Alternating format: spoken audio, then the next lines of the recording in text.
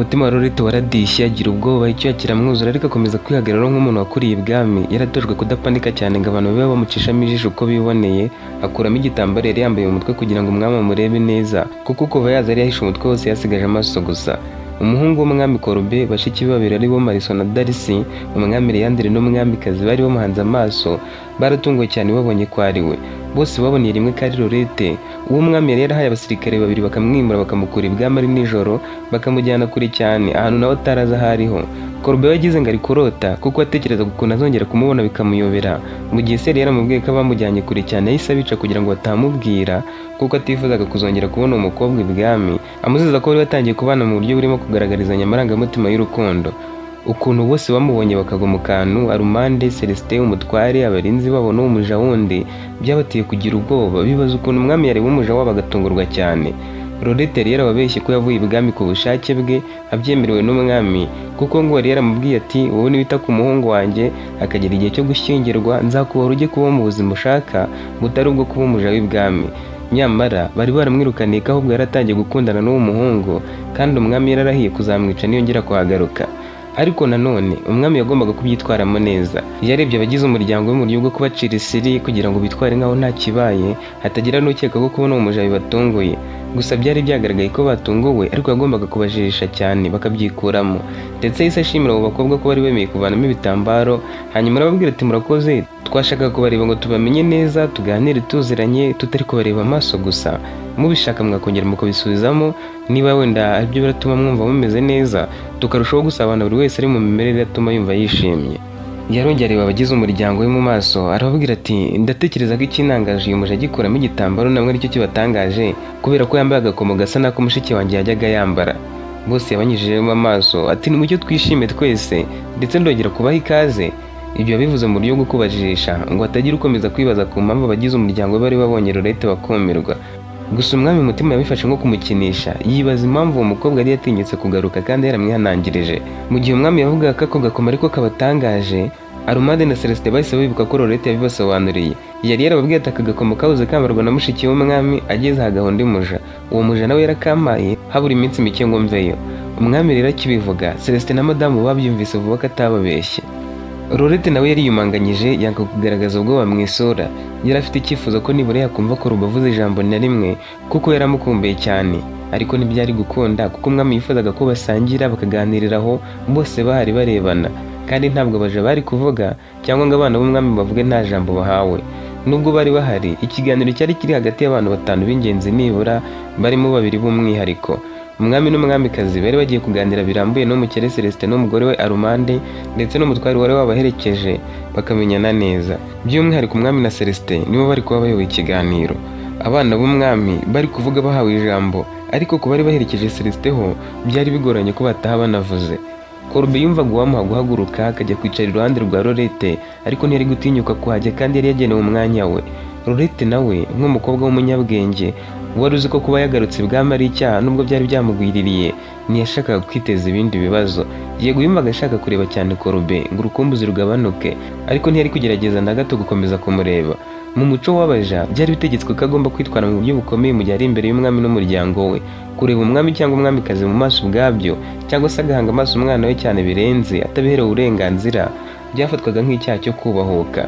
Umuja yagombaga guca bugufi akarebesha amaso hasi, byaba ngombwa ko ahaguruka agahagarara atuje atamureba mu maso, kandi akavuga gusa ari uko abajijwe cyangwa ategetswe kuvuga. Nta burenganzira afite bwo kwinjira mu biganiro by'abanyacyubahiro cyangwa kwerekana amarangamutima menshi, ngo nibaseka nabo bwanuka aseke nubwo ari guseka byoroheje, cyangwa ngo nibagira agahinda nabo yakwerekana amarangamutima ngo wenda arire ngo nubwo bari kuvuga ngo ibintu bibabaje.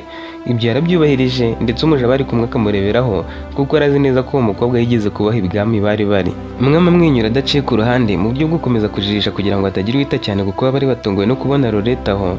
Yabwiye uwo mukire Celestin ati kuva nawe umwami, inshuro mbonye umugore wambaye nk'uko Armande yambaye nazibarira ku mitwe y'intoki ku kiganza kimwe. Biba bigoye ko mvuga ku myambarire y'umugore utari umwamikazi wanjye, ariko uyu we rwose bivuze ntacyo naza kwicuza. Yambaye neza cyane pe. Yambaye mu buryo bwiyubashye bufite isuku, kandi biragaragaza ubuhanga n'umwihariko we mu kwambara. Uko yambaye biri mu rugero ruringaniye ariko rudasanzwe. Nta gushidikanya ko uyu munsi mu bintu bitumye ahantu turi harushaho gusa neza byagizwemo uruhare n'imyambarire yitangaje. Yarebye Celestin aseka gato, noneho amuganiriza nk'uri kumushimira ku giti cye, aramubwira ati ni ikintu gikomeye kandi kiyubashye kuba umugabo agira uruhare rukomeye mu buryo umugore we agaragara mu ruhame. Umuntu akibona ukuntu umugore wawe yambaye ahita abona ko afite umuryango mwiza, ukamwitaho, ukamwubaha, ku buryo ushyira imbaraga mu kumutegurira imyambaro ikwiriye nk'iyi. Ubuhanga bwo kwambika umugore wawe Celestin si ibintu umuntu yarebesha ijisho bikarangirira aho ngaho gusa, ahubwo bitanga ubundi butumwa ko urugo rwanyu ari icyitegererezo, ko mubayeho mukundana cyane.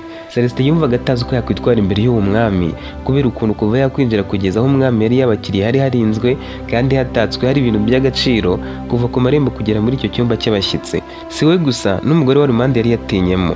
Armand na Celestin nabo ubwabo ntibari boroheje na gato, kuko bari bafite inzu iri ku buso bunini bitangaje, yewe bafite amazu menshi cyane. Mu rugo rwabo hahoraga isuku, haba abakozi bashyira ibintu ku murongo. Inzu batahagamo yari yubakishijwe amabuye akomeye cyane kandi ashashagirana, ifite igisenge, munsi hashashe amabuye ameze neza cyane. Ku nkuta zabo hari hasizeho amarangi, nawe ntiyari yoroheje, ariko ibwami ho byari ibindi. Bakigerayo, kuva ku marembo bagiye banyura ku basirikare. Inzira yinjiraga ibwami nayo yari irindwe n'abasirikare batoranyijwe, bambaye imyambaro yiyubashye yihariye nk'iy'ubwami, bafite intwaro kandi badahindukirana gato. Bari bahagaze batanyeganyega, badahumbya.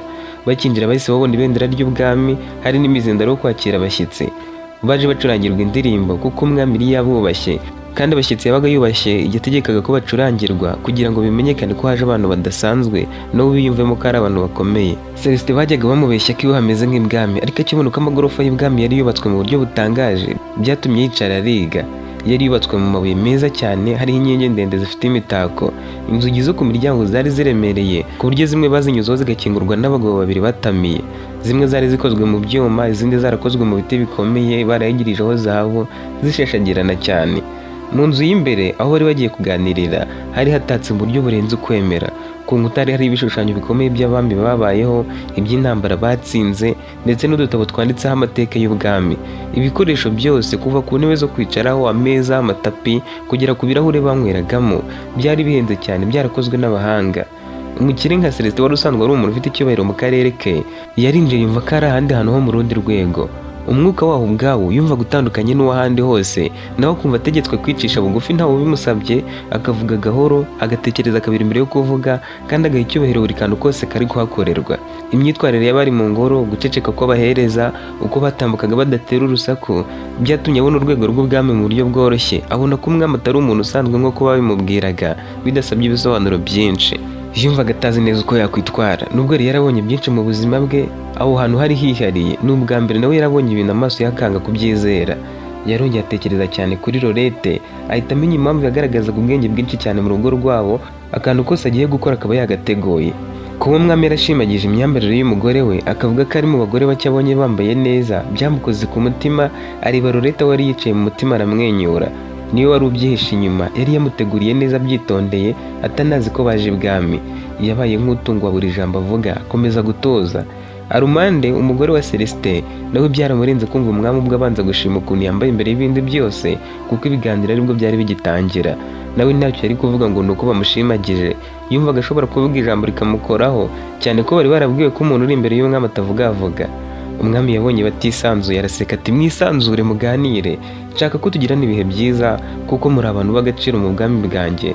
Umutwari wanyu yambwiye ko umufatiye runini akarere mutuyemo, mwisanzure rwose tuganire.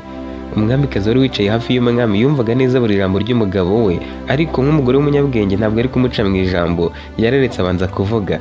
Yategereje akanya gato, umwami asoje kuvuga amwenyura buhoro, nawe yitegereza Armand, ariko mu buryo bumwereka ko amwubashye, bitari iby'abamikazi cyangwa se abandi bagore bareba n'indoro ituma umuntu agira icyo yishinja kandi ari umwere. Yamurebye atuje cyane, amwitayeho kandi amwenyura, ahita avuga mu ijwi rituje ariko ryumvikana, ririmo ubwitonzi nk'ubw'umugore w'umunyacyubahiro.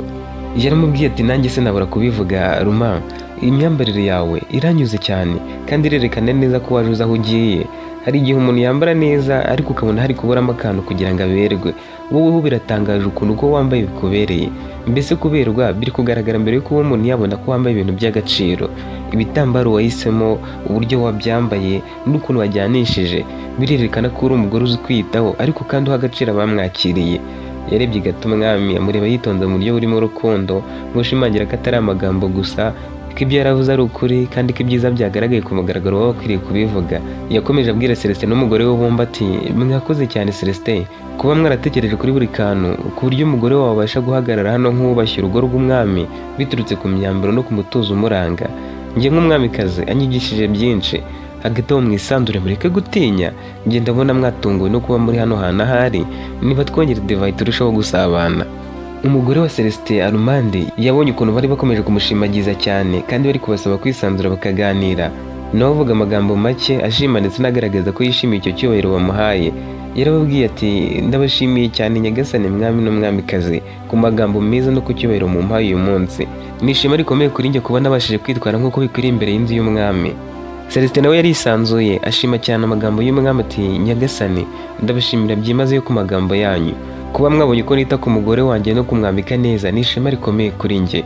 Ntabwo nari kwifuza ikindi kintu kinini kuruta uko mushimiye ko turi kugaragara neza mu maso yanyu. Armand yari yambaye ikanzu ndende ikozwe mu bitambaro bihenze cyane, iriho igitambaro kirabagirana n'ibindi bitambaro bikomeye. Yari ifite ibara ry'icyatsi kibisi kivanzemo andi mabara y'umutuku n'ubururu bwambarwaga n'abakobwa b'ibikomangomakazi, ikaba ndende kugera hasi. Yari yasutse imisatsi neza arayirambura isokoza mu buryo bwitondewe ayiteranyirije inyuma. Yari yakoresheje amavuta woroshye kandi ahumura neza, awuhambiriza agatambaro keza. Buri kantu koze ku musatsi we kari gateguwe mu buryo bwiza. Inkweto zoroshye zakozwe mu ruhu rwiza nizo yari yambaye, kandi ku maboko no mu ijosi yambaye imikufi ikozwe mu mabuye y'agaciro ya diyama.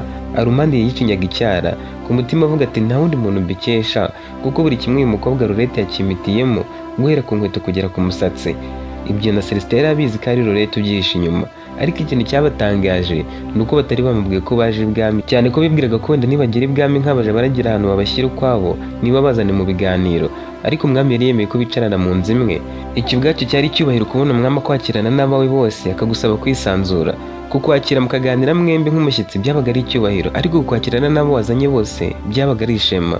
Mbere yo kuza Armand yaramubwiye ati tugiye ahantu hatangaje, ahantu hadasanzwe, ugomba kunyitaho nkaza kuba nambaye neza bidasanzwe. Nawe rero yari yabikoze ariko atazi neza ko baje ibwami. Mu gihe umwami n'umwamikazi bari bakomeje gutakagiza ukuntu yari yambaye, Lorette we yari yibereye mu yindi se. Yatekerezaga wenda yagarutse nk'ibwami, Kuruba amukumbuye cyane, bagahoberana bagatinda kurekurana, akamurira ku rutugu amubwira ukuntu yari amukumbuye. Yasaga nk'uri kurota yicaye ku manywa, aho gutekereza ko umwami ashobora kumukurikirana cyangwa se akaba yamugira nabi bakiri aho, we yitekerezaga uko byaba bimeze bamwemereye kuvugana na Korube. Kuri Korube nawe byari uko. Mushiki we Darisi wari uzwi ukuntu yababajwe no kuba Lorette baramujyanye kure, yamufashe ikiganza mu rwego rwo kumwumvisha ko ari kwiyumvisha ibyo ari gutekereza. Korube yibonaga umwami yaretse bagasuhuzanya, akamuhobera amuteruye, akamubwira ko burya yamukundaga cyane kandi kazarinda apfa afite icyifuzo cyo kuba ari kumwe nawe. Icyakora ntibyari gushoboka ko ibyifuzo bye bisohora, kuko umwami yifuje ko baganirira mu ruhame bose, ibiganiro byarangira akabasezerera bagataha. Korube we yumvaga wenda baraza kubaha akaruhuko bakaganira n'abashyitsi, ku buryo ari no kumufata akajya kumutembereza mu busitani. Ariko ntibari no kuharara kuko bari bahageze kare cyane, kandi umwami yifuzaga kubaganiriza bisanzwe, dore ko bitari ibirori bajemo ngo barara. Urugendo rwo kuza nirwo rwari rurerure kuko bahaje amasaha 5 bazamuka imisozi bitewe n'imizigo, ariko mu gusubirayo cyane ko hari harimo hamanuka henshi, bari kugenda nk'amasaha 4 cyangwa 4 n'igice gusa ku magare akuruwe n'amafarashi. Mu biganiro by'umwami nabo bari kumwe bose, nta mabanga akomeye baganiriyemo uretse kuvuga ku mibereho y'abaturage bo mu gace ko kwa Celestin. Celestin nawe akavuga ku bikorwa bye by'ubuhinzi n'ubucuruzi n'uko yatangaga akazi ku bantu benshi cyane. Baganiriye ku bucuruzi, umutekano n'imikoranire y'uturere.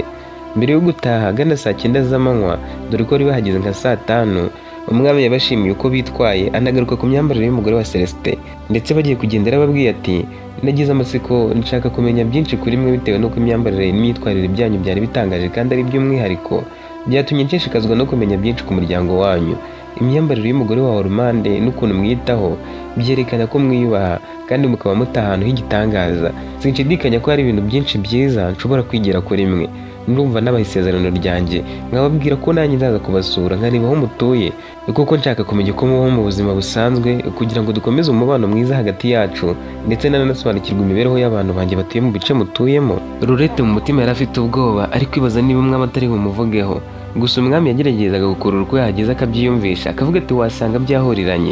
Buriya abasirikare banjye bamusize byarengeye yisanze abaye umuja w'aba bakire, ariko siniyumvisha ukuntu yizeye igitambaro yari yambaye mu mutwe, azi ko ntari bumenye, akemera ko bazana hano ibwami, azi neza ko namwihangangirije ko atagomba kuzagaruka hano. Igitambaro kuko agacyambura mu maso akibwira yuko birangiye. Gusa nanone Lorette yari yagarutse bitari ku giti cye, ahubwo ari kumwe n'abashyitsi bandi bari bafite agaciro. Nubwo umwami yashoboraga gukora icyo yifuza kuri we, akaba yamusigarana akanamwica, yubashye abashyitsi be bari baje bamwiteguye neza, bakamuha icyubahiro kirimo kumugenera impano. Yagombaga kugendera ku ndangagaciro zo kubaha no kwakira abashyitsi uko bikwiriye, kuko icyubahiro cy'umwami cyari gishingiye cyane ku buryo yakiramo abandi. Nta burenganzira na buke yari afite bwo gufata nabi uwo muja, kuko ari kumwe n'abashyitsi baje mu cyubahiro. Ndetse nubwo Lorette atari yubashywe ku giti cye nk'umuja, kuba yari ari ku ruhande rw'abashyitsi bakomeye byari ngombwa ko afatwa nk'umushyitsi nawe. Igihe cyose umwami ari kuba amufashe nabi akagaragaza urwango, yari kuba asuzuguye ba Celestin bari bazanye, agatesha agaciro urugendo rwabo, bityo bigatuma icyubahiro cye nk'umwami gishobora kujya mu kaga, bakamufata mu ishusho mbi cyane. Gusa nk'umuntu yirukanye akamubona mu maso ye nanone, byaramukorogoshe yumva asuzuguwe. Mu rwego rwo gushimira abashyitsi bari bamusuye bakazana amaturo menshi kandi bakamugaragariza icyubahiro, yabahaye impano zifite agaciro kandi zizaba nk'umurage n'amateka kuri bo. Izo mpano zari zirimo imyambaro ikozwe mu budodo bwiza, ibirahuri byo kunyweramo n'ibikombe bya zahabu n'ifeza, amuha amabuye y'agaciro n'imbuto zo guhinga. Kubera ko bari baganiriye ku bucuruzi bwe, umwami yamuhaye inyandiko zimuha uburenganzira bwihariye ku bucuruzi, ku butaka, amwemerera n'uburinzi buhoraho. Byakozwe mu rwego rwo kubereka ko bashyizwe mu cyiciro cy'inshuti z'umwami, kandi bishimangira umubano w'igihe kirekire bari batangije. Bakimara kurenga mu marembo, umwami yahamagaje abasirikare be bizewe 6 abasaba gucunga mu ibanga rikomeye ko Kurube naho yajya. Ntibari gutuma amenya ko bari kumucunga, ariko bagombaga kumenya buri kimwe mu byo yari ari gukora, byashoboka bakamenya n'ibyo ari gupanga. Mu kubaherekeza bari babagejeje ku marembo, Kurube yibonera aho bari banyuze. Umwami yatekerezaga ko arebye nabi yamukurikira. Si ibyo gusa, yasabye wa mujyanama we yakundaga cyane kubitekerezaho, we n'umwamikazi bakamuha inama zitajegajega. Yarababwiye ati umuhungu wanjye yagerageje kunyica mbaza aho nohereje uriya mukobwa, mfatira inkota ku ijosi. Namubwiye ko nanjye ubwanjye ntahazi, kuko nishe n'abari kumpa amakuru. None yiboneye mu kirasigaye akorera, amenya agace atahamo n'amazina ye. Mungire inama, ese mbigenze nte? Nemere uyu muja akomeze akine iyi mikino, mubuze kugaruka hano nawe ahagaruke, abizi neza ko nabimubujije ko nshobora no kumwica, yizeye igitambaro yari yambaye mu mutwe gusa. Buriya yari azi ko ntari bumumenye. Umujyanama atuje cyane yaramubwiye ati mwami, ndabizi ko ibiri kuba bidashimishije umutima wawe, ndetse bikubabaje kurushaho kuko biri guhungabanya icyemezo wafashe n'icyerekezo cy'ubwami bwawe. Wari warohereje uriya muja kure mu izina ry'icyubahiro cy'ingoro no kurinda umuhungu wawe inzira zitemewe zo kuba yakorana amahano n'umuja, none yagarutse atari wenyine, ahubwo azanye n'abantu baje ari wowe batumiye, gusa batuma biho kutabyifuzaga. Si igitutsi ku mategeko yawe gusa, ahubwo no kugusuzugura kandi yahinyuje igitekerezo cyawe. Umwami Liyandere yakundiraga uwo mujyanama ko yabanzaga kumwumvisha ko ari kumva agahinda ke kose. Uwo mujyanama nawe ntiyabanzaga kumugira inama, ahubwo yamwumvishaga ukuntu afite ishingiro mu byo yakoze byose n'ubyo ari gutekereza, ko ari kumva neza uko ari kwiyumva n'ingaruka ziri mu byamuteye impungenge, akaboneraho kumugira inama adaciye ku ruhande.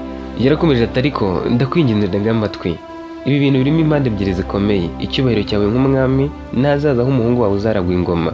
Umuja ntabwo yagarutse ngo aguhangare, ahubwo yaje mu bundi buryo utari warigeze utekereza. Birashoboka ko yaje nk'umushyitsi atazagiye, atari ku mpamvu z'ubushotoranyi. Ibi byakurakaje, ariko si ibintu bifite uburemere bwo kuba byaguhagarika umutima nk'umwami. Umuhungu wawe umubonye mu buryo butunguranye, bituma noneho amenya ahari, kandi icyo cyonyine kiratuma ikibazo gikomera kurushaho. Impamvu yari atuje muri iyi minsi ni uko atarazi aho umukobwa aherereye, uko biri kose yanamusangayo. Ariko nukomeza kugifata nk'icyaha gikomeye, ndikora akomeza gutakaza ubushobozi bwo kugenzura ibizakurikiraho. Rero inama ni iyi, umuhungu wawe ararakaye, ntabwo ari igihe cyo kumwihanangiriza gusa. Ariko koko uzamugira umwami, ntabwo mukwiriye gutangira kugirana umubano umeze nk'intambara hagati yanyu. Muganire nk'umubyeyi n'umwana, umusobanurire uko uteganya kumwubakira ejo hazaza hafite icyerekezo, umwereke ko utarwanya amarangamutima ye, ahubwo ko wifuza ko atatsindwa n'amarangamutima akamuyobora nabi. Nimuganira ntumubuze kuvuga ibyo uriya mukobwa ukabyumva n'ukuntu yumva ababaye, ariko mwereke ko ibyo yifuza bidahuye n'umwanya afite nk'umuragwa w'ubwami. Ndagushishikariza kugira umutuzo mwami, kuko uriya muja si we uzasenya ubwami bwawe, ahubwo ko uzitwara muri iki kibazo nibyo byabusenya. Ntukwiriye gushyiraho ingamba zikakaye ngo umuja yakoze ibi n'ibi akagutera ubwoba. Wowe uganiriza umuhungu wawe witonze mu b'inshuti, ajya akubwira uko yiyumva, umenye imigambi ye. Ndakeka nawe yagize ubwoba, ubu ari gutekereza ko ushobora no kumuhana kuko yarenze ku mategeko wamuhaye, yaba yabishakaga cyangwa atabishaka. Waramwirukanye ahinduka umukozi wa Celestin, none ntukwiriye kwiteranya na Celestin mupfa umukozi we. Uramutse ufashe icyemezo gikaze gishingiye ku ngufu gusa, wazatuma umwana wawe atakwizera nawe. Niba unatekereza kumena andi maraso bihagarike, ayamenetse arahagije. Umwamikazi nawe yafashe ijambo agira umwami inama yo kudakoresha imbaraga cyangwa umujinya kuri Lorette, avuga ko ashobora kuba yahagarutse atabizi, cyane ko yagiye ari nijoro, mu kugaruka akaba yaje mu igare ritwikiriye, aho umuntu uri imbere atabasha kureba hanze, uri hanze ntabashe kureba inyuma. Yaravuze ati wasanga bamuzanye batamubwiye aho aje, akisanga ava mu igare yibona hano ibwami. Ari hano yari umushyitsi nta kosa afite. Gusa ikibazo kirumvikana, we na Korube ubu bari gutekereza uko bakongera guhura. Ariko nk'uko umujyanama bivuze, uganirize Korube mu b'inshuti, kuko kuva mu bwana bwe nta nubwo twigeze tumuba hafi ngo tuganire nawe yajya tubwira uko ari gutekereza n'uko ari kwiyumva. Abaja bihariye nibo bamubereye nk'ababyeyi. Noneho ufate n'umwe uzohereze kwa Celestin, zigenda zivuga ko zishaka kuvugana na Lorette. Nizigerayo zimutera ubwoba, zimubwire ko zije kubw'amahoro, ariko zimwihanangirize kutazagaruka ibwami uko byagenda kose. Umwami yabitekerejeho akoresha ikimenyetso cyo kuzunguza umutwe nk'ubereka ko yemeye inama zabo. Yari yarindishije abasirikare 6 Korube ngo bamenye aho yerekeje hose, ataza no gucika akamukurikira. Ako kanya yagiye kuryama ngo aruhuke mu mutwe, gusa asaba umwamikazi gukora ibyo yaramusabye, akoreza abo basirikare bakajya kwihanangiriza Lorette no kumubaza impamvu yari yarinze ku mategeko. Umwamikazi yahise yandika urwandiko rugufi aruha abasirikare 2, abasaba kuza kuruzindukana mu museso wa kare cyane, bakarugeza kuri Lorette bitarenze saa 12:15 nibura zo mu gitondo. Byari kubasaba kuva ibwami nka saa 8 z'ijoro bakagenda ku mafarashi bihuta. Korube wahise ajya kuryama, atangira gutekereza uko ari kuva mu ngoro akajya kureba aho Lorette ari, byaba ngombwa akamutwara bagahungira kure nko mu kindi gihugu, ubwami akabuharira se hakiri kare akazamushaka akamubura. Yararyamye kuko ari ku manywa ntiyatora agatotsi, ahita ahamagaza Virane ngo amugire inama. Uwo muja we wihariye wari usigaye umwita ari we Virane yamugiriye inama ifatika, aramubwira ati wowe ukwiriye gutuza mu bihe nk'ibi, ni ukwiye kugaragaza agahinda mu maso mu gihe uri kumwe n'umwami utari hano mu cyumba. Icyo wifuza ndacyumva kirakomeye, ariko nticyemewe, kandi inzira ushaka kubinyuzamo zirimo ibyago byinshi. Banza ufate ukwezi kose utuje ngaho nta cyabaye. Ubu umwami azi ko ugiye gukora ikintu gikomeye, wenda ugacika ukajya kureba Lorette. Wowe mujirishe umuvuguruze, umwereke ko amaze kwakira ko mutakiri kumwe. Uzaba uri kumwiga witonze, wenda uzaba waniyunguye ikindi gitekerezo. Nukore ikosa ryo guhuka, kandi wizere ko iyo umuntu azaba uwawe birangira abaye uwawe. Inzira zose byanyuramo igisubizo kiba kimwe. Akenshi ibintu bitari ibyawe unakoresha imbaraga nyinshi ntubigereho. Wowe ukeneye gukoresha ubwenge kuruta imbaraga, cyane ko utazirusha umwami. Korube yaramushimiye, gusa aramubwira ati nta yindi nama nyine itari yuko nagera aho ari kwa Celestin, kandi ngomba kugerayo. Wowe ubitekerezeho, nanjye nzabitekerezaho neza ku buryo tuzahuza ibitekerezo. Ntugire ngo ndabitinza, ikibura n'inzira nanyuramo ngasohoka gusa nkajya kureba uko nakongera kumubona. Nyine ibitekerezo rero by'ukuntu navana ibwami nkagenda. Lorette namenye ko mukunda ari uko agiye, mukumbura buri kanya. Uyu munsi ho nahise numva umutima wanjye ushengutse nkimubona, ariko ntemerewe kumuvugisha. Sinyigira ibyishimo kuko adahari, kandi ababyeyi banjye ntibabyitayeho, ahubwo bo babashimishijwe n'uko yagiye kure cyane aho nazongera kumubona. Kandi iyo ndi kugaragaza ko nta gahinda afite kuko yagiye, bumva bari kugera ku ntsinzi, nyamara mba ndi gushiriramo imbere. Virane aramubwira ati ukwiriye kumvira inama zanjye, kandi ndagushyigikiye mu rugamba rwo gushaka uko mwasubirana. Ku rundi ruhande, Celestin Yarumande n'umutware wari wabaherekeje bageze mu rugo, umutware atahiwe. Babanje kumushimira kubwo kubaherekeza, ndetse banamusaba kuza kugaruka mu gitondo bakaganira, bakanasangira nk'abantu umwami yari yizeye akabatumira iwe, bagera akabaha icyubahiro, akabakira mu buryo bukomeye, bajya gutaka abaha n'impano. Bakinjira mu nzu, Arumande yahobeye cyane Lorette aramukomeza, atangira no kurira kubera ibyishimo. Umwami n'umwamikazi bari bamushimagije, bavuga ko ari mu bantu ba mbere babonye wari wambaye neza. Akantu kamukoze ku mutima ni ukuntu bamubwiraga ko azi kujyanisha imyenda koko nk'umugore w'umunyacyubahiro, kandi byakozwe n'uwo mukobwa. Celestin nawe yaraje abiyunga arabahobera, bitewe no kwishimira cyane ko yahawe icyubahiro abikesha uko umugore we yari yagaragaye imbere y'umuryango w'umwami. Ibyo byari byatumye bagirana ubucuti bukomeye kurushaho, ndetse umwami yifuza kuzagera aho bataha akabasura. Byari intsinzi itagira uko isa kuri bo, wari umugisha, byaragahebuzo. Gutumirwa n'umwami ubwabyo byabaga ari ikintu gikomeye cyane bitavugwa, ariko gushimwa nawe mu gihe wamusuye byabaga ari ikimenyetso gikomeye kurushaho cy'icyubahiro kirimo icyizere, kandi akaba aguhaye umwanya udasanzwe mu maso y'ubwami bwose. Kuri Celestin n'umugore we byari bishatse kuvuga ko ibyo bakoze, uko baje, uko Arumande yari yambaye, n'uko abo bajyanye bose muri rusange bari bitwaye, byarenze ibisanzwe abantu bakora, bikagera ku rwego rwo gushimwa n'umwami ubwe. Kuri bo batashye bavuga ko ari igitangaza gutangarirwa n'umutegetsi mukuru w'igihugu. No mu igare bagaruka, umutware yaje ababwira ko aribwo bwa mbere yavuka. Umwami yabonye uko umuntu yambaye akabivugira mu ruhame, n'umwamikazi we akamwunganira. Amagambo y'umwami ntabwo yavugwaga gutyo gusa cyangwa ngo apfe ubusa. Iyo yahaga umuntu ishimwe byafatwaga nk'igisingizo gifite imbaraga, bikaba nk'isoko y'umugisha, bikamuha izina, icyubahiro n'umwanya ukomeye mu bandi. Gushimwa n'umwami byabaga ari amateka mu buzima bw'umuntu, kuko byashoboraga gutuma abandi bamwubaha bakamugirira icyizere. Kandi kuri Celestin Arumande byari birenze ibyo, kuko mbere yo gutaha yabahaye impano nyinshi cyane. Kuri uwo mugoroba bari ibyo byari yabahaye byose bitonze, birimo imyambaro, ibirahure, ibikombe bihenze n'ibindi. barivugisha bati iki ni ikimenyetso cy'icyubahiro gikomeye, twakiriwe nk'abashyitsi badasanzwe kandi no mu gutaha umwami yatweretse yuko tutari twaziye ubusa. Uwo mugoroba banagarutse ku kuntu ibwami bakibona Lorette bikanzemo bashaka kubivugaho. Lorette yaramwenyuye arababwira ati narabibabwiye ko nahoze ndumuje ibwami ariko kandi ntibari bazi ko ndi bujyeyo, nanjye sinari mbizi, gutungurwa ntibyari kubura. Armand yarongera aramushimira anamusezeranya kumuha ishimwe ku buryo nawe azajya yicara kumva ko ari uw'agaciro mu buzima bwabo. Ishema bari bakuye ibwami ryari rishingiye ku myambarire ya Armand kandi Lorette niwe wari wayimuhitiyemo akanamufasha kuyambara. Gusa yari afite byinshi ku mutima ashaka kubabwira. Yarebye ibyishimo bari bafite uwo mugoroba ahitamo kureka akaza kubibabwira bukeye. Ikibazo nuko bari no kohereza abagaragu ngo bajye kumenyesha abantu hirya no hino ko ku munsi ukurikira bafite ibirori. Yatekereje ko nabwo barabyuka bishimye bayagaye, akaba arahera ababwira ibyo yatekerezaga, ariko yagombaga kubikora. Ibwami naho bari bishimye kuko bari bungutse inshuti y'umukire ukomeye cyane wari kubafasha mu bucuruzi butandukanye no mu bindi bintu. Ikibazo cya Lorette, umwami yari yagihariye umwamikazi kuko umwamikazi ubwo yamubwiye ibyo ibaruwa yari yahaye abasirikare yabasabye kuzindukira kwa Celestin bakayiha Lorette, amubwiye ibyo yari yanditsemo amutumaho. Umwami yumva harimo ubwenge kandi yizera ko bizagira icyo bimara, bigatuma Lorette atongera guhura na Korube wabo. Kuri uwo mugoroba umwami n'umwamikazi basangiye n'abana babo babashimira ko bitwara neza mu bintu byose. Basoje kurya umwami yajyanye Korube mu busitani ngo baganire, aribwo yatangira kumwigiraho inshuti akamufasha kwakira ko atazongera kubonana na Lorette. Yamufashe ku rutugu bya gicuti amuha akadivayi yari yabitse mu ikote, amaze gusoma aramubwira ati mwana wanjye, ndabizi ko hari ibyakubabaje muri iyi minsi, ndabizi neza ko na n'ubu kibabaye kandi ndabyiyumvisha. Nanjye ndi umuntu nyuma yo kuba umwami ukomeye, ngira amarangamutima, ndababara, ariko uzaba umwami kandi umwami si uwemera ko amarangamutima muyobora. Si uko atababara ahubwo nuko yiga gutandukanya ikimubabaje n'icyakubaka igihugu cye. Uko wumva uri wenyine kuko Lorette namwohereje kure, niko n'undi wese yamera bajyanye umuntu yakundaga kure, ariko nturi wenyine. Ndi hano ngo nkuganirize, ngo utoze kuzaba umwami mwiza nkubere nk'inshuti. Ibyo wakundaga, ibyo wifuzaga byose byari bifite agaciro kuko Lorette yarasobanuye buri kimwe kuri wowe kandi nabibonaga. Ariko nanone urugendo rurimo rurenze iby'umutima wifuza gusa. Uzayobora abandi bantu bafite amarira n'amarangamutima birenze ibyawe. Ukwiriye kumenya kuba mu marangamutima yose rero kubarusha, ugakora igikwiriye aho gukoreshwa nayo. Nakubwiye impamvu udakwiriye gukundana n'umuja, kuko umuja aba ari umuntu uciriritse atujuje ibisabwa byo kuvamo umwamikazi.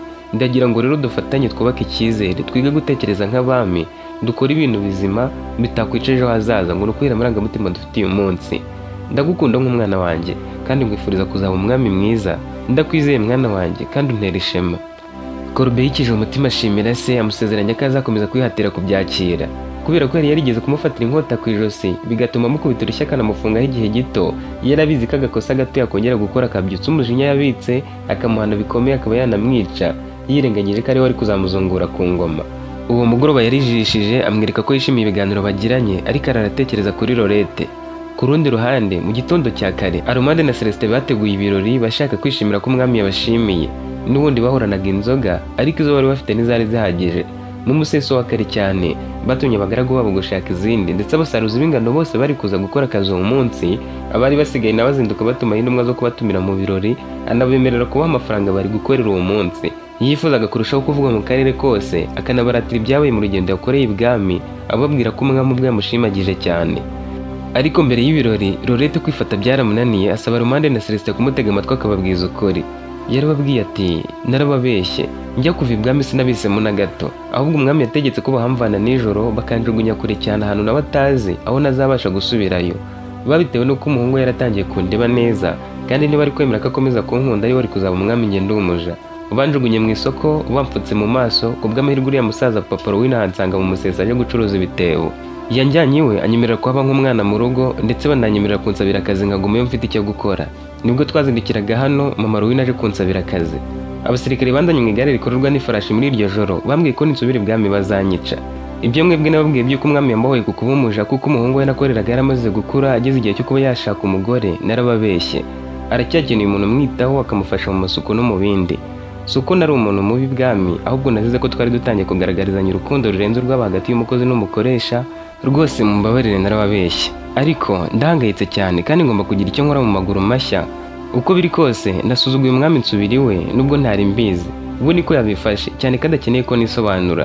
Nuko yavuze ko agira akabubaha, ariko nakoze icyaha cyo gusuzugura umwami yakaba yamannye.